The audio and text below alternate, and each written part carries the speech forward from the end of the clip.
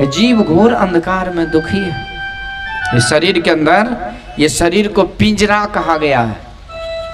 इसी पिंजरा में हम जीव बंद हैं।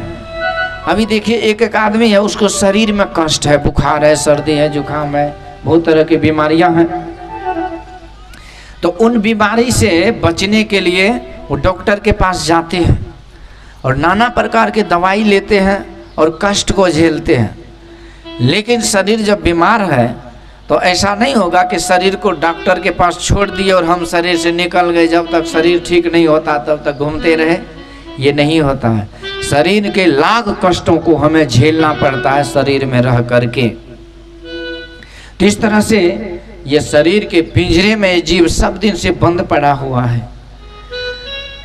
लाख कष्ट होने के बाद भी उसी शरीर में रहना पड़ता है। सप्त धातु का काया पिंजरा, तामह जुगति बिन सुवा, सतगुरु मिले तो ओरे बाबो, नहीं तो परले हुआ।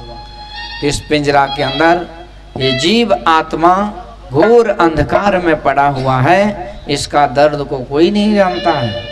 अच्छा बोलिए, हम लोग भोज में भोजन करते हैं, जो बड़का बड़का भंडारा होता है ना, भोज भात, तो एक से एक सब्जी तरकारी बनते हैं, एक से एक मेवा मिष्ठान बनते हैं। हम लोग हिम्मत के खा लेते हैं। तो ये खाते हैं तो हम शरीर को खिलाते हैं कि आत्मा को खिलाते हैं? ये आत्मा को भोजन नहीं मिलता है, ये केवल शरीर को मिलता है। मन को लगता है कि तृप्त हो गया थोड़ी देर के लिए, फिर भूख लग जाती है। तो बाहर का जितना भोजन है वो शरीर के लिए है। बाहर में हम जितना घूमते हैं केवल शरीर को घुमाते हैं। ये मन आत्मा थोड़ी घूमता है, और आत्मा तो शरीर के अंदर उस पिंजरा में कैद पड़ा रहता है। तो तन का भोजन अन्न है, मन का है सत्संग, जीवात्म का भोजन ध्यान है, कहते हैं सब संत। तो जब तक हम ध्यान नहीं करेंगे, सत्संग नहीं करेंगे, तब तक अंदर में अंधकार ही रहेगा, प्रकाश नहीं फैलेगा। तब तक हम पिंजरे में बंद रहेंगे शरीर में। और शरीर के पिंजरे में बंद रहने के कारण शरीर को जितना कष्ट होता है वो सब आत्मा को भोगना पड़ता है। मान लीजिए कोई आदमी घर में बंद हो जाए और कोई ताला लगा दे बाहर से, और कहीं घर में आग लग जाए, बगल में धंधोरा हो, तो घर में जो पड़ी रहेंगे तो कष्ट होगा कि नहीं? लेकिन यदि ताला खोल लें, केवाड़ी खोल करके बाहर निकल जाए, तब कष्ट होगा। तो इसी तरह हम लोग शरीर में सर्दी है, बुखार है, 17 तरह का जो भी कष्ट शरीर में होता है वो सब कष्ट आत्मा को भोगना पड़ता है। लेकिन इसी शरीर के अंदर जो मोक्ष का द्वार, मुक्ति का द्वार लगा हुआ है, यदि सदगुरु से उस द्वार का ताला चाबी ले ले और इस शरीर से निकल जाए, तब जाकर के ये आत्मा सुखी हो सकता है। नहीं तो इसी शरीर में ये पड़ा रहता है, दुख को भोगता रहता है। अंधकार में जन्मों जन्मों से ये जीव है। आज देखिए हम लोग दुख में हैं, दरिद्री में हैं, लेकिन पूजा पाठ में देखिएगा गोसे घर में दिया जलाती है माता भानसा। दीपावली के दिन जमदीप बोलते हैं, जम दिया जलाते हैं। तो गोसे घर के देहरी पर दिया जला के एक मंत्र होता है, लक्ष्मी घर दरिद्री बाहर, लक्ष्मी घर दरिद्री बाहर, लक्ष्मी घर दरिद्री बाहर, ऐसे करके बोलते हैं। लेकिन एक माता जी थी ना, तो उसके घर वाला का नाम ही था लक्ष्मी प्रसाद।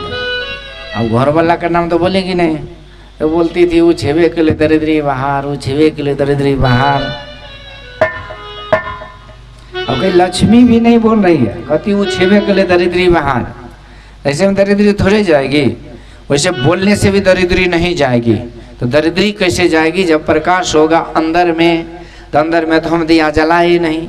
नाम का तेल सुरत की बाती, ब्रह्म अगिन उदगारू रे, अपने घट दिए ना बारू रे, अपने घट दिए ना बारू रे। तो इस अंदर में राम नाम मणि दीप धरू, जीव देहरी द्वार, तुलसी भीतरी बाहरी, जो चाह से उजियार। तो भगवान नाम रूपी दिया को जलाना पड़ेगा देहरी पर, यानी कि मुंह को ही देहरी कहा गया है। मुंह से जब नाम लेंगे तो भीतर भी प्रकाश होगा और बाहर भी प्रकाश होगा, तब जाकर के दुखों का नाश होगा। तो अंदर में प्रकाश करना है और अंदर के पिंजरा को खोल करके निकलना, इसी का नाम भक्ति है। तो भक्ति के द्वारा भगवान कहते हैं कि इसी शरीर में जो तुम कैद हो, तो यहीं पर मोक्ष का द्वार लगा हुआ है, उसी द्वार से निकलो, तब जाकर के तुम मुझे प्राप्त करोगे। और उसी द्वार की चाबी जो है वो गुरु के पास है।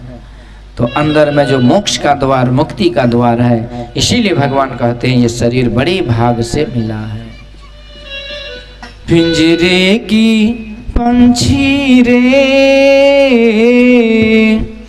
तेरा दर्द न जाने कोई, तेरा दर्द। जन्म जन्मांतर से ये जीव आत्मा शरीर में दुखी पड़ा हुआ है, तो इसीलिए इस शरीर के अंदर ही रास्ता है।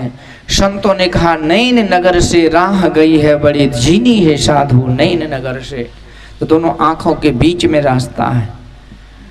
किसी ने कहा क्यों भटकता फिर रहा, तो ए तला से यार में रास्ता सहरग में है दिलवर पे जाने के लिए। सहरग उसी सुखमना को, मोक्ष के द्वार को कहते हैं, सुखमना द्वार को। तो इसी द्वार से जब हम जाते हैं तब उस परमात्मा के पास जाते हैं। अच्छा एक बात बोलिए, हम लोग का शरीर तो छोटा सा है, ये संसार तो इतना विशाल है, इस शरीर के अंदर संसार कैसे है? एक बार भगवान बाल लीला में दौड़े दौड़े ब्रह्मांड घाट पर गए और वहाँ एक मुट्ठी मिट्टी का गोला खा लिए। तो दाऊ भैया ने जाकर के मैया से शिकायत करी, मैया मैया कृष्णो मृदम भक्षितवान, तुम्हारा कृष्ण ने मिट्टी खा लिया। तो मैया ने साँटी ली, बंद रखिए न बजाइए। मैया ने साँटी ली और आई दौड़े दौड़े और कहती चल कन्हैया मुंह खोल, तुम्हारे मुंह में मिट्टी है। तो भगवान ने कहा ना हम भक्षितवान अम्ब सर्वे मिथ्या विभंसिना, यदि सत्य गृहस्थ रहे समक्षम पश्चिमे मुखम। मैंने मिट्टी नहीं खाई, यदि तुझे विश्वास नहीं तो मेरे मुंह में देख लो। यशोदा मैया कहती है अच्छा, तो मुंह से मिट्टी भरा है और कह रहे हो कि मिट्टी नहीं खाई, चल अभी मैं दिखाती हूँ, जल्दी से मुंह खोल। तो भगवान ने कहा ठीक है, तो तुम भी आंख खोल। यशोदा मैया कहती है लाला मेरा आंख तो खुला है। यानी भगवान कह रहे हैं कि तुम यदि मेरे मुंह में कुछ देखना चाहती हो तो दिव्य दृष्टि खोलो, तो पता चले कि अंदर में क्या है। अब उसी समय भगवान ने अपना मुंह खोला। यशोदा मैया ने जो देखा, करोड़ों करोड़ों विश्व ब्रह्मांड, सूर्य चंद्र ग्रह नक्षत्र, अतल वितल सुतल तलातल महासल पाताल, यक्ष लोक किन्नर लोक गंधर्व लोक, करोड़ों सूर्य का चंद्र का प्रकाश, वो अद्भुत नजारा जो भगवान के मुंह में देखा, तो देख देख करके भौचक्की रह गई, अचंभित रह गई, व्याकुल होकर के कांपने लगी डर से, हाथ जोड़ करके। बड़ी देर तक मैया कांप रही है, हाथ जोड़े हे भगवान नारायण नारायण नारायण करके नाम जप रही है। और उसी बीच में भगवान को लगा कि मैया लगता है घबरा गई, मैंने कुछ ज्यादा ही दिखा दिया। तो फिर माया को समेट लिए, मुंह बंद कर लिए। यशोदा मैया तो कांप रही है, थर थर कर रही है। अब भगवान ताली बजा के हंसने लगे, खिलखिला के हंसते हुए कहते हैं मैया मेरे मुंह में मिट्टी देख ली। अब यशोदा की आंखें खुली और कहती है लाला तुम मिट्टी की बात करते हो, अरे तुम्हारे मुंह में तो पूरा सिनेमा सर्कस चल रहा है। तो कोई पता नहीं कितने पहाड़ पर्वत देश दुनिया को मैं कहाँ कहाँ लोकांतर देख रही थी। तो भगवान कहते देख मेरे मुंह में कुछ नहीं है, तुम्हारी आंख में जो है ना मोतियाबिंद की बीमारी हो गई है। हाय नेरे सुझत नाही लाग्यो ऐसो जिंद, तुलसी या संसार को भयो मोतियाबिंद। मोतियाबिंद की बीमारी तुम्हारे अंदर है।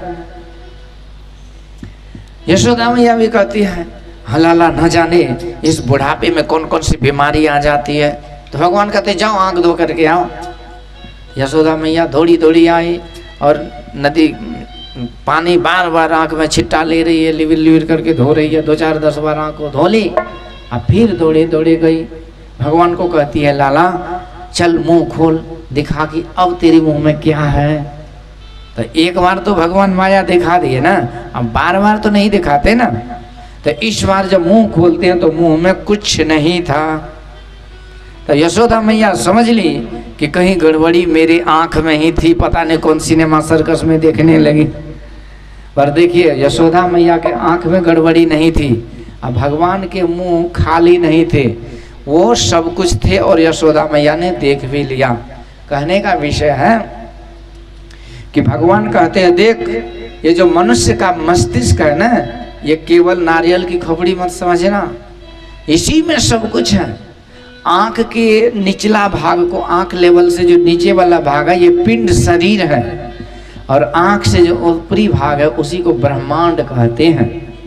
जो अनंत कोटि विश्व ब्रह्मांड में जो रचना है वही परमात्मा ने इस मनुष्य के शरीर में वो रचना को भर दिए हैं। अब कहिए परमात्मा कैसे कर लेते हैं ये चीज। तो परमात्मा समर्थवान है, साहब से सब होता है, बंदे से कछु नाही, राई को पर्वत करे और पर्वत राई माहे। यानी वो परमात्मा इतने समर्थवान है कि राई मतलब होता है सरसों का दाना। यदि वो ईश्वर चाहे तो उस सरसों की दाना को विशाल पर्वत सुमेरु पर्वत से बड़ा कर दे, और यदि वो चाहे तो विशाल सुमेरु पर्वत को राई के दाना से भी छोटा कर दे। अच्छा बोलिए पीपल का बीज कितना छोटा होता है? वो पीपल के बीज में कुछ है? कुछ नहीं है। और उस पीपल के बीज को जब लगाइए तो कितना विशाल पीपल का वृक्ष हो जाता है। तो इतना विशाल वृक्ष उस बीज में समाया है, और एक ही वृक्ष नहीं है, उस विशाल वृक्ष के अंदर करोड़ों पीपल वृक्ष का बीज है। उस करोड़ों को लगाइए तो अरबों वृक्ष हो जाता, अरबों से खरबों हो जाएगा। सबके मूल में क्या था? एक ही बीज था ना। इसी तरह से अनंत कोटि विश्व ब्रह्मांड को भगवान ने इस शरीर के अंदर रच दिए। तो जो चेतन कह जड़ करई, जड़ ही करई चेतन्य, अस समर्थ रघुनाथ ही भजहि जीवते धन्य। वो चाहे तो चेतन को जड़ कर दे, नहीं तो जड़ को चेतन कर दे।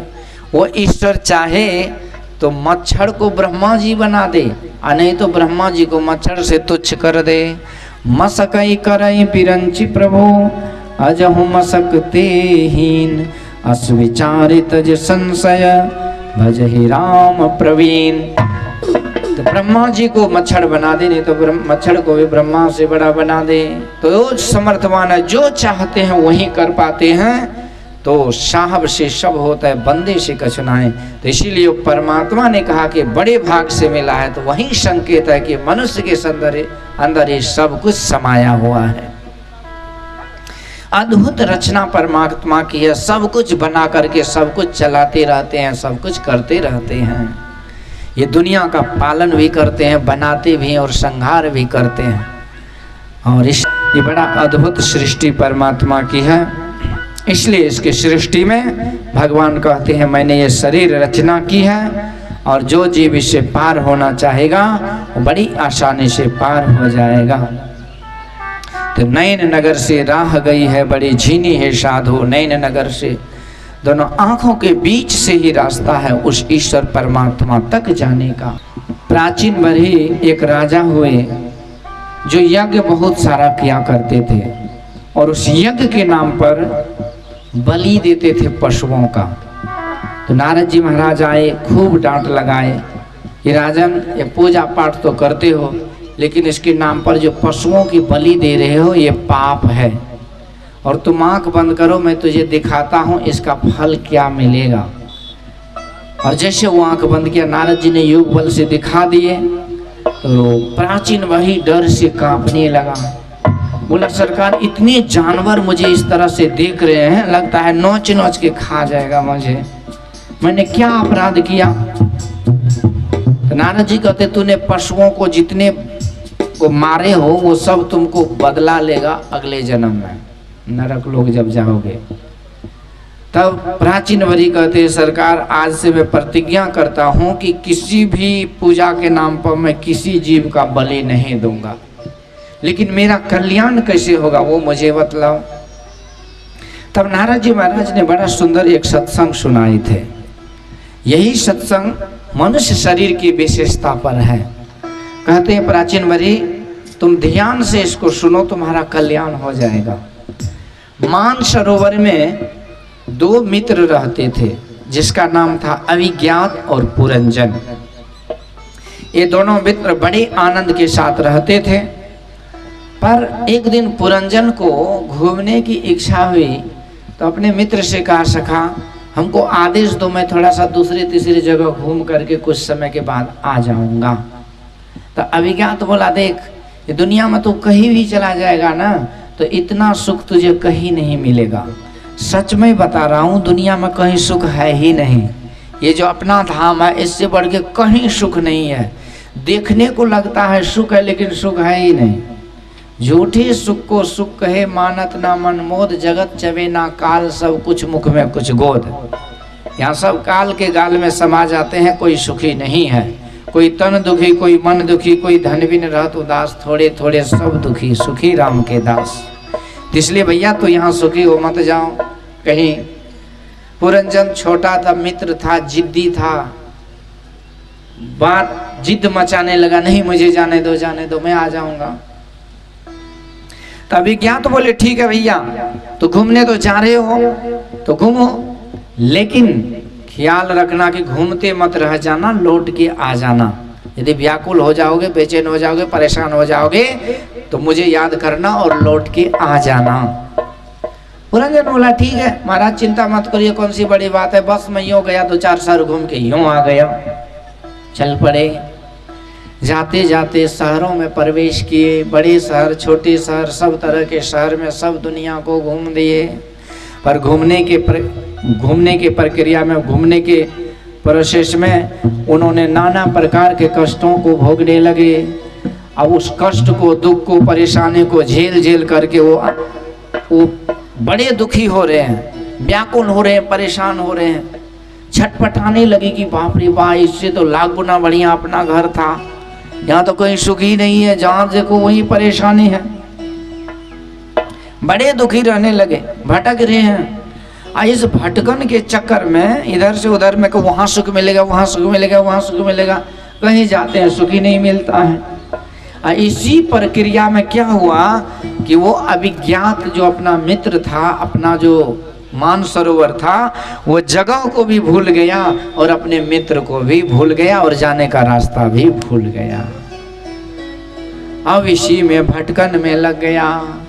भटकते भटकते समय बीत गया। पर धीरे धीरे क्या होता है कि उसी बीच जब व्याकुल होकर के इधर से उधर भाग रहा था, दौड़ रहा था, तो उसी भटकन में रास्ते में उसे एक नगर दिखाई दिया। उस नगर का बनावट, सजावट और उसका जो आकार प्रकार, डिजाइन और सुंदरता को देखा तो पुरंजन देखते रह गया कि बाप रे कितना सुंदर नगर है, कितना बनावट, सजावट, क्या विधि व्यवस्था है। यदि यहाँ कुछ समय रहने को मिल जाए तो मजा आ जाए। तो गया अंदर के द्वार पर, तो वहाँ उस नगर की मालकिन बैठी हुई थी, जिसका नाम था श्रीमती पुरंजनी देवी, मालकिन नौद्वार की नगरी की, और इसका नाम था पुरंजन। तो पुरंजनी से नाम पता परिचय पूछा और निवेदन किया कि मुझे कुछ दिन रहने दो, मैं बहुत व्याकुल होकर के तड़प रहा हूँ, मुझे कहीं चैन नहीं मिल रहा है, कहीं मुझे त्राण नहीं मिल रहा है, यदि तुम अनुमति दो तो इस तुम्हारे नगर में मैं थोड़े समय के लिए रहूं। तो पुरंजनी कहती है कि अरे महाराज आप चिंता क्यों करते हो, हमारे समाज संस्कृति में तो है कि अतिथि देवो भव, अतिथि को देवता के तरह मानना चाहिए। आए गए भूले भटके लोग यदि आपके घर आ जाए तो कम से कम उसे जल जरूर पिला दीजिए, आप भोजन कुछ यदि हो तो घर में करा दीजिए, भूखे नहीं भेजना चाहिए, चाहे जो भी हो। यदि भोजन कराते हैं तो ये गृहस्थ धर्म है। यदि कोई कुछ मांगने भी आ जाए घर, तो एक ठग होता है, बोलता है 20 क्विंटल दाल दे दो तो 20 क्विंटल घी दे दो तो 20,000 रुपया दे दो। अब उसके चक्कर में मत पड़िए, इन्हें कि नहीं उनको नहीं देंगे तो शराब दे देगा, भस्म हो जाएंगे, कुछ ऐसा कुछ नहीं है। आपके पास जो शक्ति सामर्थ्य है 10, 20, 50, 100 जो आप जथा योग जथा शक्ति तथा भक्ति उसको कुछ ना कुछ थमा दीजिए। ये नहीं कि जो बोल रहा है वही सब कुछ बेच के उसी को दे दीजिए, ऐसा नहीं। हमारे पास जो कुछ है पर कुछ ना कुछ दे देना चाहिए। तो इस तरह से ठग भी बहुत घूमते, वो तो उसका काम है, पर हमारा काम है कि कुछ ना कुछ दे दिए। यदि आए हुए अतिथि याचक को हम कुछ नहीं देते हैं और डांट करके भगा देते हैं तो वो खाली हाथ नहीं जाता है, वो आपका पुण्य लेकर के चला जाता है। इसलिए अतिथि देवो भव। ये पुरंजनी कहती है महाराज आप अतिथि हैं, आप तो देवता की तरह हैं, आप रहिए। एक एक घर में देखिएगा शहर बाजार में गेट के पास कुत्ता बांध के रखता है, उधर कटा हुआ कुत्ता जो काटता है, और वहाँ एक बोर्ड भी लिखा रहता है कुत्तों से सावधान। मतलब कोई जाता है तो उसके मन में होता है कि लगता है कि शायद इस घर में कुत्ते बिल्ली रहता है, यहाँ क्या करोगे, खाली चला जाता है। इसलिए गेट पर कुत्ता को नहीं रखना चाहिए। गेट पर देखिएगा वो हंडी में करिया चुना लगा के उसको रख देते हैं, तो कहीं वो भूत पिशाच का फोटो बना के रख देते हैं कि ताकि लोगों का नज़र गुजर नहीं लगे।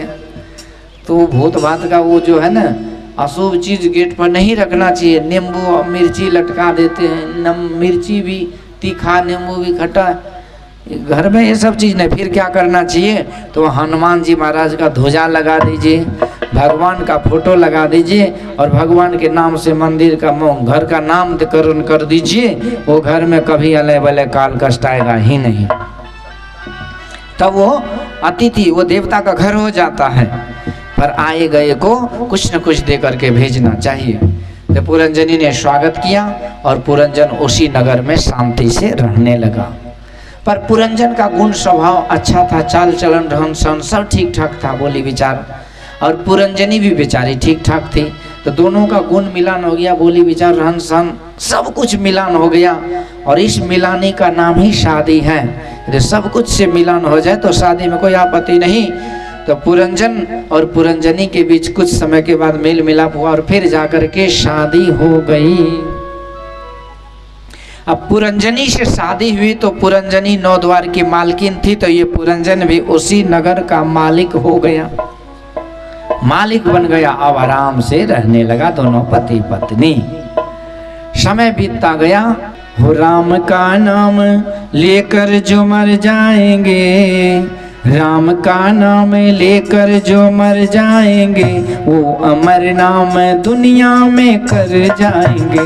राम का नाम लेकर जो मर जाएंगे, वो अमर नाम दुनिया में कर जाएंगे। ये न पूछो कि मरकर किधर जाएंगे, ये न पूछो कि मरकर किधर जाएंगे, वो जिधर भेज देंगे उधर जाएंगे। राम का नाम लेकर जो मर जाएंगे, वो अमर नाम दुनिया में कर जाएंगे। राम का नाम लेकर जो मर जाएंगे, वो अमर नाम दुनिया में कर जाएंगे।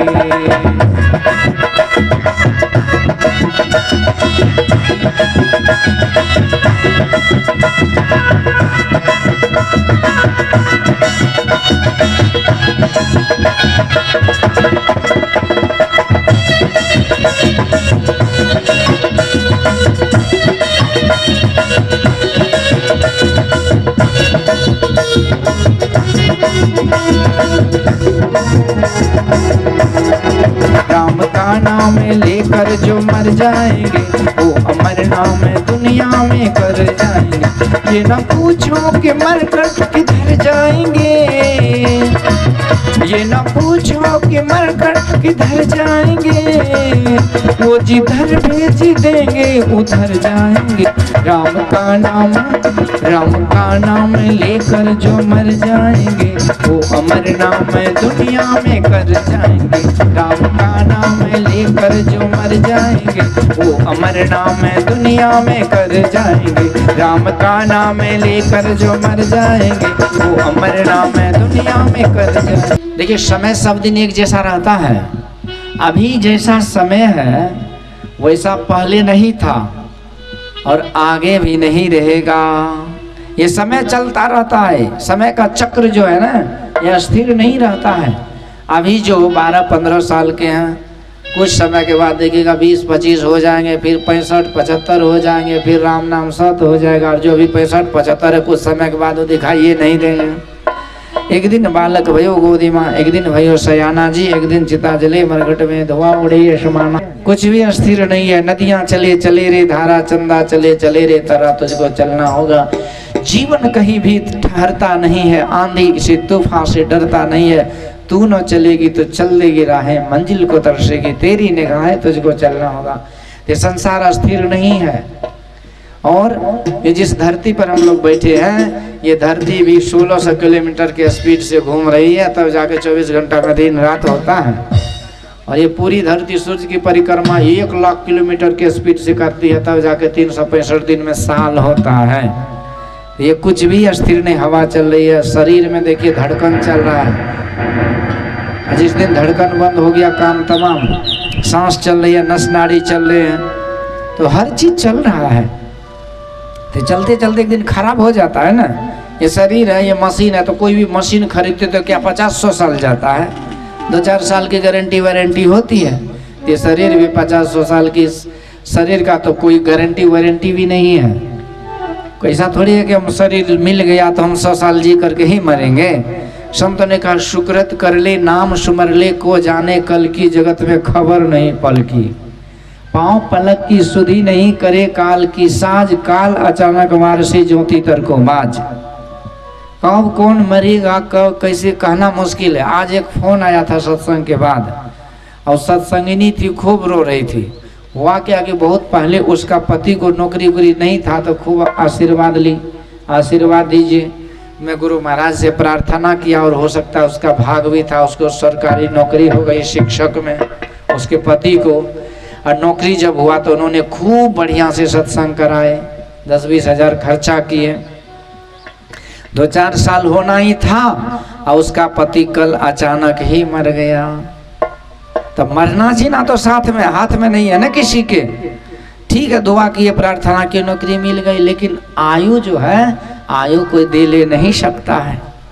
ये तो निश्चित है, मर ही जाते हैं। कब क्या होगा करना मुश्किल। मतलब शरीर का कोई गारंटी नहीं, कोई वारंटी नहीं। ये मेड इन चाइना से भी बदतर है, जहाँ सब कुछ शरीर में हुआ, इसमें कोई गारंटी नहीं। तो ये पुरंजन इस 9 द्वार की नगरी में रहने लगा, पर जीवन का क्या गारंटी है। अचानक क्या हुआ कि एक दिन एक जरा देवी आ गई। पर ये वो जरा देवी के पास समस्या ये था कि जरा देवी से कोई शादी नहीं करना चाह रहा था। उसके शकल सूरत को कोई पसंद ही नहीं करता था, इस कारण से वो परेशान रहती थी। तो जरा देवी गई एक राजा के पास, चंडवेग नामक राजा के पास, और राजा को भाई बना करके, और राजा से 730 सैनिक मदद में लिया, और बोला भैया मदद दो, मदद करो ताकि मैं कहीं शादी करूं, अपने मन पसंद पुरुष से शादी करूं। सैनिक को लेकर के जरा देवी घूम रही थी कि कहाँ मेरे योग्य पति मिले, हैंडसम स्मार्ट मिले, तो मैं उनसे शादी करूं। तो जरा देवी को घूमते घूमते कहीं कोई अच्छा नहीं मिला पति, तो उस नगर में घुस गई, 9 द्वार की नगरी में। और उस 9 द्वार की नगरी में जो पुरंजन को देखा, तो जरा देवी खुशी से एकदम प्रसन्नचित हो गई। सोचने लगी ये मेरे योग्य पति है, मैं जरूर इसे शादी करूंगी। तो अपने सैनिकों को आदेश दिया, जाओ इस नगरी को घेर लो, जितने यहाँ के सैनिक है सबको बांध दो, खत्म करो, और उस पुरंजन को पकड़ के मेरे पास हाजिर करो। जरा देवी का आदेश मिला, और 730 सैनिकों ने उस नगरी को उजाड़ना चालू कर दिया। और जब पुरंजन आए भाई बकने लगा, तो पुरंजन को ही बांध करके घसीट करके ले आया। अब बेचारा पुरंजन घर वाले के वियोग में व्याकुल हो रहे हैं, पागल हो रहे हैं, घर उजड़ गया, उसे देख करके दुखी हो रहे हैं। पर ये सैनिक उसको घसीट करके लाया जरा देवी के सामने। जरा देवी का जो चेहरा डरावना सा, कलमुही विराट विराट वो राक्षसनी रूप, वो जो विचित्र रूप को देखा ना पुरंजन, तो उसको देख करके उसके डर से ही वो मर गया। तो घरवाली भी छूट गई, घर भी छूट गया और मर भी गया। पर घरवाली की याद में जो मरा तो अगला जन्म उसका नारी के शरीर में हो गया। उस जन्म में भी उसका विवाह हुआ और विवाह क्या हुआ तो उसका पति फिर मर गया, फिर विधवा होकर के रो रही थी। उसी समय एक संत आए और कहते अरे भाई तुम क्यों रो रहे हो? तो राजकुमारी बोली मैं भाई थोड़े नजर आ रहा, मैं तुझे भाई नजर आ रही हूँ, मैं तो एक पतिव्रता नारी हूँ जो पति के वियोग में रो रही हूँ। तो उस संत ने कहा अरे मूर्ख तू पतिव्रता नारी नहीं है, पिछले जन्म का पुरंजन है। और तू नौ द्वार की नगरी में फंस गया और फंसते फंसते वहीं लटक भटक गया और फिर से शरीर बदल लिए शुरू कर दिया बदलना। तुझे पता है कि अविज्ञात कोई था और उस मान सरोवर कोई जगह था जहाँ तुम्हारा मित्र अविज्ञात रहा करता था और तुम उसी के साथ घुमा करता था। एक एक संस्मरण जब पिछले जन्मों की सुनाए तो सुन करके पुरंजन अचंभित हो गए। फिर उसे खोया हुआ अपना मित्र याद आ गया और संत ने उस मित्र के पास जाने का मार्ग बता दिया और संत की जुक्ति ली, मार्गदर्शन लिया और इस पुरंजन ने लौट करके फिर से अपने मित्र अविज्ञात के पास आकर के फिर सना। नारद जी महाराज ने पूछा प्राचीन वरिष्ठ के राजन, ये जो मैंने सुनाया सत्संग समझ में आया? ये प्राचीन वरी कहते गुरुदेव सुनना तो बड़ा अच्छा लगा लेकिन समझ नहीं पाया, अब आप समझा दो। तो नारद जी महाराज कहते सुनो राजन, ये जो मान सरोवर है ना, मान सरोवर यही है परमात्मा का धाम। सखिया वाघर सबसे न्यारा जहाँ पूरन पुरुष हमारा, कहो उस देश के बतिया जहाँ नहीं होत दिन रतिया। न तद्भास यते सूर्यो न शशांको न पावक यद गत्वा न निवर्तन्ते तद्धाम पर मम। वो धाम को कोई प्रकाश सूर्य इधर का कोई प्रकाशित नहीं करता है, वो स्वयं प्रकाशित है। ऐसा धाम दमकत कड़क कड़क गुरु धामा। तो ऐसे धाम जिसका क्या कहना, ऐसे परमात्मा का जो परम धाम है, जो जिस लोक में सारे संत साधन भजन करके वहां जाते हैं, जहां पर केवल सुख ही सुख है, आनंद ही आनंद है।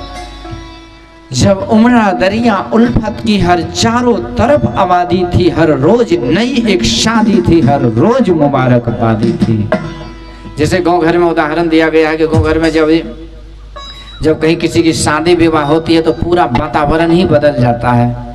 ये बात आजकल अलग है कि वो वातावरण रहा नहीं, केवल डीजे होना चाहिए, बस पागलों की तरह 10 मिनट नाच लो, बाद में दिमाग ठंडा हो जाता है। एक मोटा आदमी था, वो दूल्हा का बड़ा भाई था, अब खा पी के तो ऐसे शरीर अनसंभार था। अचानक डीजे लगाया और किसी ने बोला भैया तुम्हारे भाई की शादी है, थोड़ा नाच लो, आज मेरे यार की शादी है। जैसे वो नाचा में उसको हार्ट अटैक हुआ, उसी समय घोलट गया।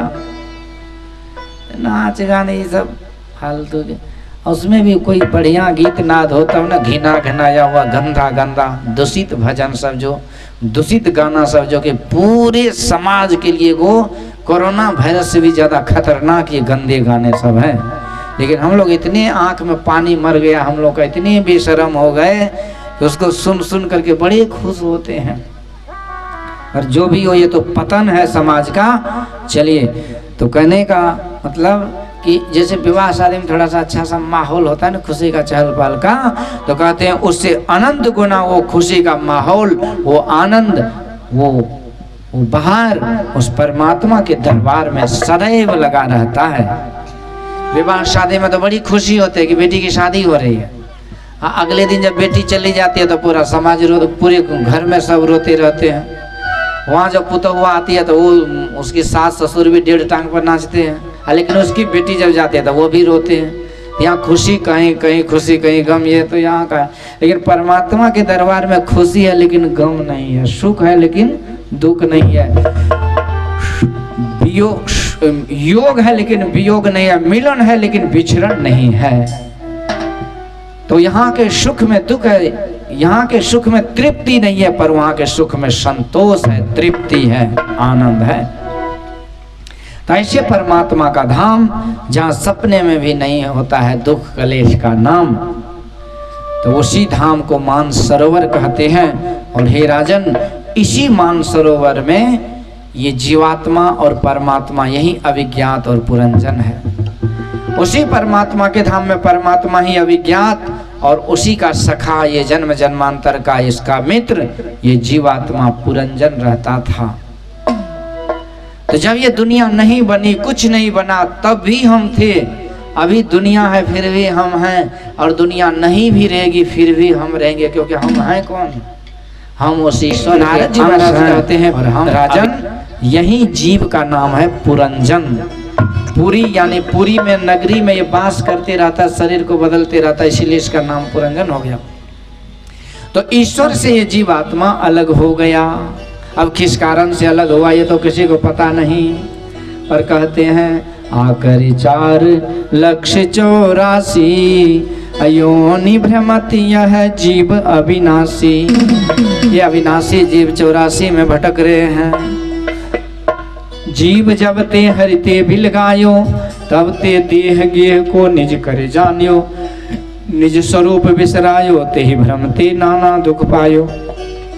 जीव जब से ईश्वर से अलग हुआ, संसार में ही मैं और मेरा में फंस गया और शरीर और संसार को ही अपना मान लिया। भूमि परत भा ओढ़र पानी, अजिमि जीव ही माया लिपटानी। जैसे वर्षा का पानी तो बहुत शुद्ध स्वच्छ निर्मल होता है, लेकिन जब यहाँ पानी हो तो यहाँ मिट्टी का संयोग होता है तो मट मैला हो जाता है। उसी तरह ये जीव था तो ईश्वर का अंश, अविनाशी था, चेतन था, अमल था, इसमें मल विकार नहीं था, लेकिन ये संसार के माया में फंस के संसारी हो गया। और ये पता भी नहीं चला कि कैसे हम कब संसारी हो गए। तो 84 में भटकते भटकते इस विषय के बाजार में विषय भोग भोगते भोगते ऐसे विषयी हो गए कि दिन रात उसी के पीछे पड़े रहते हैं। एक आदमी है, उसको बोलिए कि भाई मीट मछली बढ़िया चीज नहीं है, ये मछली थूक खखार नेटा पोटा अंडा गंडा ये मुर्दा को खाता है, आँख के सामने हम देख रहे हैं फिर भी क्यों खा रहे हो? एक आदमी बोला कि आपको क्या पता है, जब उसको फ्राई करते हैं ना, जब खाते हैं कर जब करता है और स्वाद जो आता है तो मत पूछिए, लगता है कि स्वर्ग का सुख मिल रहा है। अब कहिए उस बनमानों को कहाँ से मछली में स्वर्ग का सुख मिल रहा है? लेकिन प्रॉब्लम ये है ना, समस्या है कि लाखों करोड़ों जन्मों से वही खाते आ रहे हैं। 84 लाख के उस कुत्ता बिल्ली के शरीर में कौन सा भात दाल तरकारी मिला? वही सब नोच नाच करके मोरी मोरा को जो खाते रहे, इसीलिए वो आदत अभी भी पड़ी हुई है। लाखों जन्मों से हम लोगों ने सब 5 विषय को ही भोगा, और ये विषय विष को भोगते भोगते इस विष में भी हमको अमृत दिखने लगा। तो कहने का विषय यह है कि हम संसारी बन गए। हमारा भोजन तो ध्यान भजन था, इस आत्मा का भोजन भक्ति भजन था, लेकिन हमारा भोजन तो वही था जो भगवान को हम भोग लगाते हैं। भगवान को मछली चढ़ाते हैं, बगल में जो है मंदिर में जो कसाई खाना वाला चना बना रखे, उसमें किली जो फंसा रखे 3-3 गो। तो काली माँ कहती कि हमको पठवा दो चढ़ाने के लिए। ये सब पंडित लोग का फेरा है, मकड़ जाल है। अब पंडित से भी ज्यादा होशियारी जजमान सब होता है, क्योंकि सोचता है कि कहीं काट क्यों रहे हो, तो कहते पंडित जी बोल दिया, और उसी पर कपाड़ उसके माथा पर ठिकरा फोड़ के अपना एकदम पूरे कुल खानदान उस जीव को खाते हैं। जितने को खाइएगा ना, एक दिन उसका परिणाम बड़ा दुखद होगा। इसलिए पूजा के नाम पर जो जीव को मार के खाते हैं, उस पर माँ काली का सबसे ज्यादा प्रकोप आता है। अब ये आ कहाँ रहा है, तो आ तुरंत आ जाता है। आप आज बीज डालते हैं खेत में तो तुरंत ही गाछ हो जाता है। तो समय न बताएगा, आगे समझ पड़ेगा भाई। यहाँ आहार उद्र भर खाई, बहुविधि मांस बढ़ाई। जीव जंत रस मार खात है, तनिक दर्द नहीं आई। साधु संत की निंदा किन्नी, आपन जन्म नशाई। अब पग पग पर जब कांटा चुभिए, यह फल आगे आई। ये मजा, ये अभी जो मजा आ रहा है इसका तो बहुत सजा भोगना पड़ेगा। इसलिए यदि चाहते हैं कि दुर्गा माँ काली माँ आशीर्वाद दे, तो आज से ये खुरफाती खोपड़ी जो लगा रखे कि पठवा चढ़ाने से माता ही खुश हो जाएगी, इस खोपड़ी में से वो बीमारी को हटा दीजिए, कभी वो खुश नहीं होगी। ये शास्त्र पुराण ये प्रमाण है। आज दुनिया में सबसे ज़्यादा विख्यात कौन है? पंडित धीरेन्द्र शास्त्री जी महाराज। उसके प्रवचन में सुनिए, कहीं बोलते हैं कि मैं पठवा को काटो, कहते जी हिंसा पाप है। देवकी नंदन ठाकुर जी महाराज, जया किशोर जी, जितने भी बड़े नामी गामी कथा प्रवक्ता है, क्या उससे पूछिए कि ये छागर पाठी और भैंसा को काटना ये पाप है कि पुण्य है, तो कोई नहीं बोलेंगे कि पुण्य है। सारे शास्त्रों में लिखा हुआ है कि ये पाप है। फिर दिमाग में कौन सा पाप चढ़ा हुआ है कि वो पाप कर रहे हैं? कहते नहीं, हमारा बाप दादा नाना लकड़ नाना ये सब करते है, लेकिन बाबा तो हमहू करे छिए। अभी प्रसंग में सुनाया ना, प्राचीन बरही हमारे पूर्वजों के भी पूर्वज थे और जग के नाम पर पशु की बलि देते थे, और नारद जी ने उसी समय डांट करके उसे समझाया, तो पशु देना बलि देना छोड़ दिया। तो जिस समय से गलती आ रही है उसी समय से सुधार भी हो रहा है। इसलिए हम लोग जन्म जन्मांतर से दूसरे जीव को मार मार करके खाते आ रहे हैं, पर ये नहीं जानते कि कितना पाप है। इसलिए हम भगवान को भोग लगाते हैं 56 प्रकार के व्यंजन। उसी तरह से हनुमान जी महाराज खाते हैं क्या? भगवान राम के मंदिर में, कृष्ण भगवान के मंदिर में चढ़ाते हैं? नहीं चढ़ाते ना। इसका मतलब हमारे भगवान भगवती नहीं खाते, इसका मतलब ये खाने का चीज है नहीं है। ये पंडित लोग ये काली माँ के नाम पर, ये माता रानी के नाम पर ये नौटंगी फैला दिया, और इसमें हम लोग फंस गए। इसलिए कोई माता, अच्छा एक बात बोलिए कि कोई माता अपने बच्चा की बलि लेगा क्या? सब माता बहन तो बेटी बेटी वाली हैं, तो बोलिए आपके बच्चा को कोई बलि देगा तो आप जीवित रहिएगा?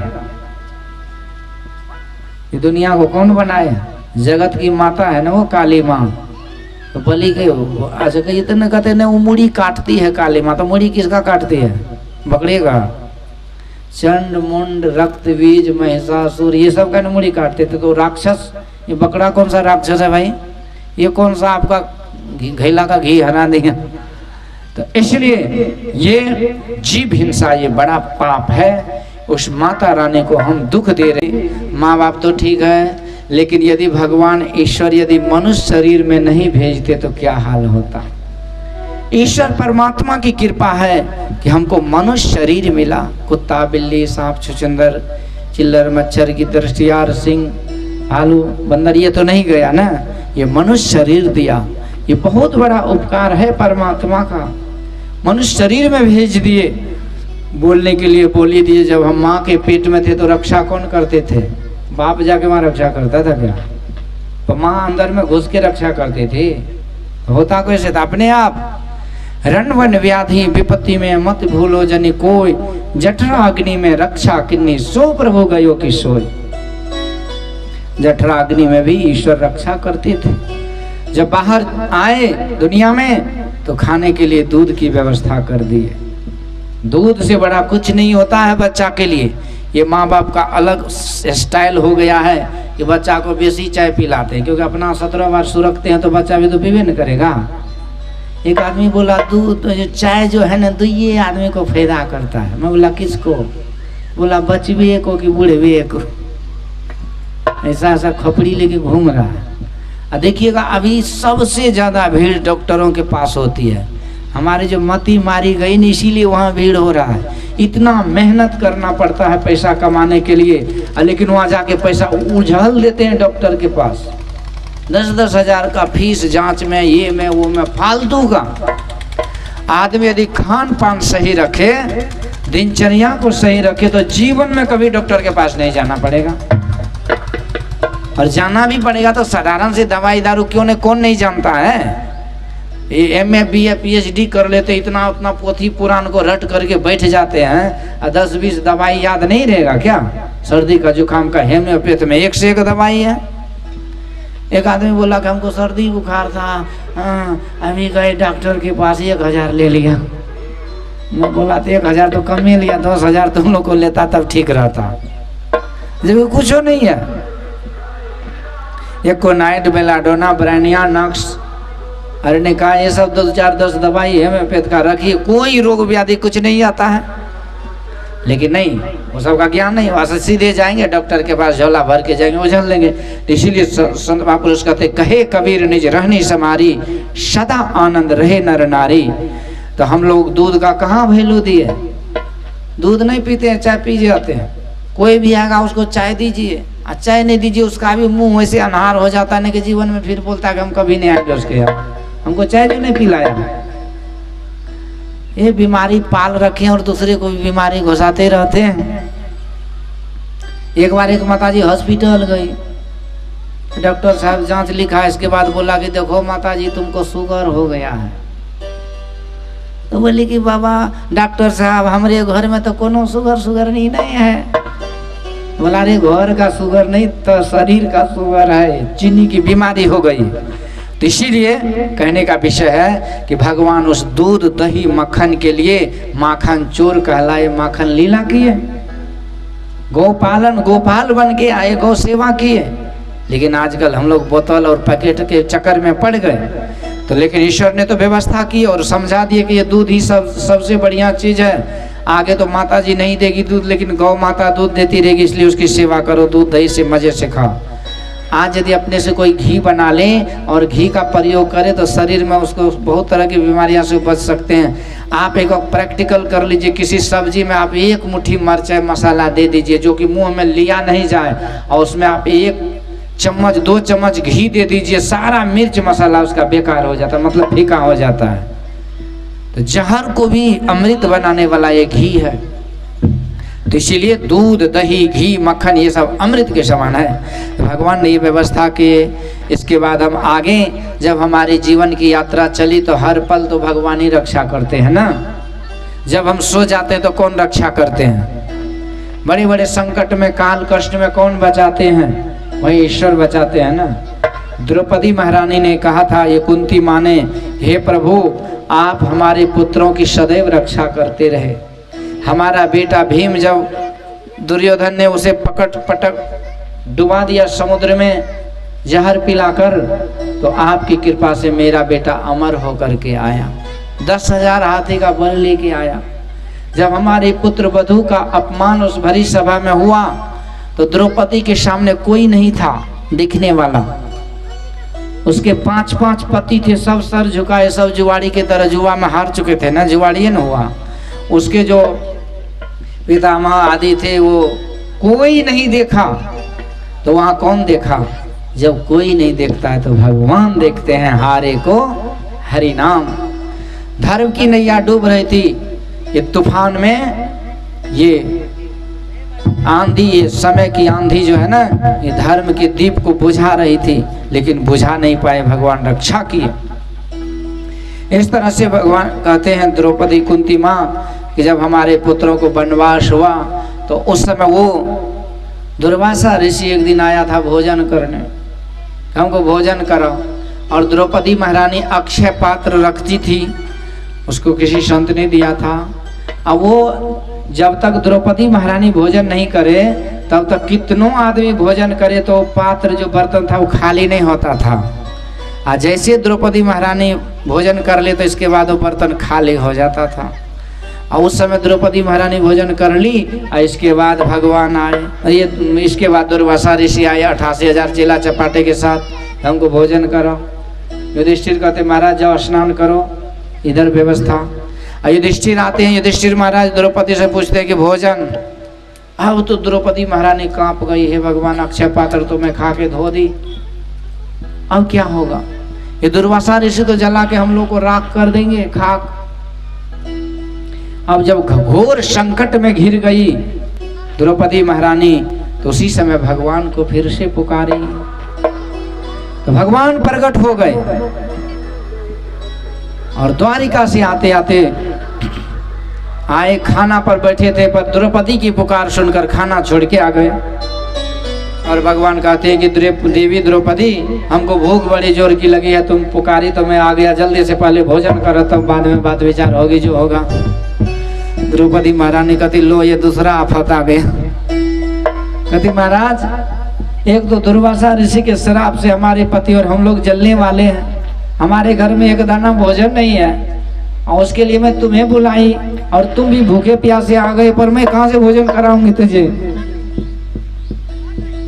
तो भगवान कहते भोजन तो कराना पड़ेगा, चलो देखते हैं बर्तन में कुछ है।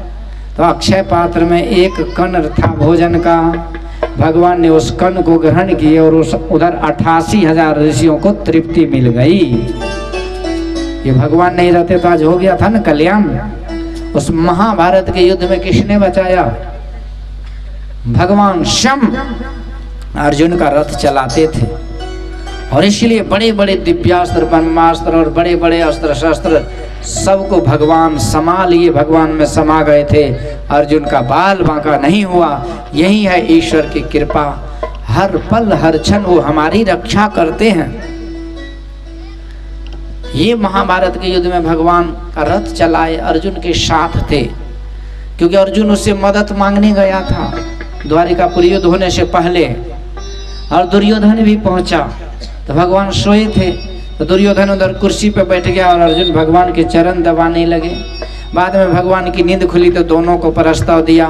अर्जुन को बोला कि देखिए, एक तरफ मैं अकेला रहूंगा, युद्ध नहीं करूंगा न्यथा, और दूसरे तरफ मेरी नारायणी सेना रहेगी, तुम्हें क्या चाहिए? तो अर्जुन ने कहा था, मुझे हे प्रभु, मुझे नारायणी सेना नहीं, मुझे नारायण चाहिए। दुर्योधन बड़ा खुश हुआ कि सैनिक मुझे मिल गया, सैनिक लेके खुशी खुशी चला गया। अब इधर भगवान अर्जुन को डांटने लगे, अर्जुन तुझे तो मैंने मौका दिया था बढ़िया चीज मांगने का, लेकिन तू मुझे मांग करके क्या कर लिया? अपने पैर में कुल्हाड़ी मार लिया। अब तो तू हमेशा उदास रहेगा, क्योंकि तुम्हारी हार हो जाएगी।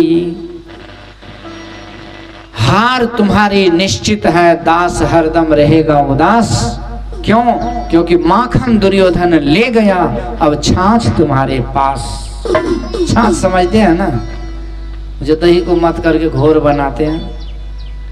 वहीं भगवान कहते हैं, हार तुम्हारी निश्चित है, दास हरदम रहेगा उदास, क्योंकि माखन दुर्योधन ले गया, अब छाछ तुम्हारे पास। तो अर्जुन कहते, सुनो महाराज, ऐसी बात नहीं है, मैं उदास नहीं हो सकता है हूं और मेरी हार नहीं हो सकती। क्यों? सुनो, जीत हमारी निश्चित है, दास नहीं हो सकता उदास। अरे माखन ले गया तो क्या हुआ, जब माखन चोर है हमारे पास। जब आप मेरे पास हैं तो कुछ भी उदास होने की बात नहीं है, सब व्यवस्था हो जाएगी। तो कहने का विषय है कि जब भगवान को पकड़े रहते तो भगवान भी उनके साथ रहते हैं, नहीं भी पकड़े तो उनकी रक्षा वो करते हैं।